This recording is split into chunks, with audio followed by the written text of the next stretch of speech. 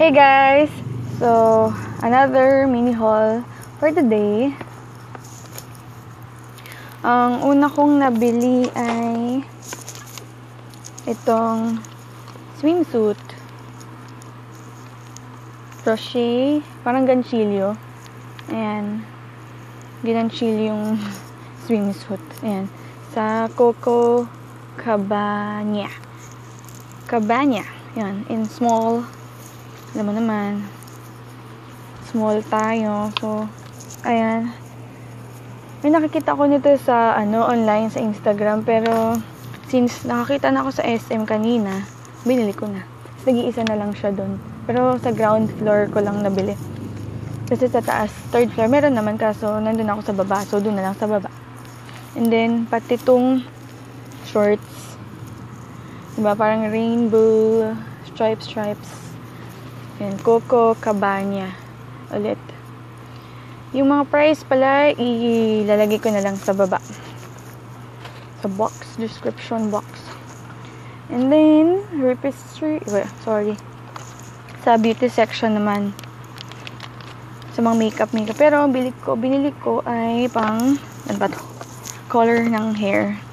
Pang hairspray, color, silver. Kasi gusto ko ng temporary lang muna kasi nagda-dry na yung hair ko, kaka-bleach.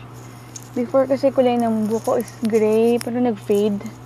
Nag-fade siya sa nag-beach ako. So, ito na lang muna. And then, hair chalk na purple. Na-try lang, maiba. Purple. Total, nabubura naman siya agad. And then, wet wipes. And sunblock with SPF 50 PA+++. Yan. Kasi mag-hiking, so we need to so ito ngayon sobrang init na talaga. Grabe. Kailangan ng sunblock. And then lastly na kasi mini haul nga, so konti lang talaga. Lastly is my backpack.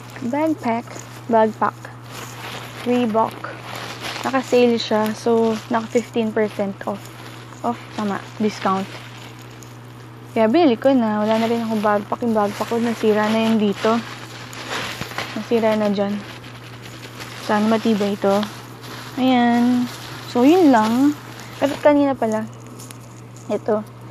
Bumili ako 20 pesos lang sa may Baclaran, diba, cross, pero papabless ko pa siya. Yan.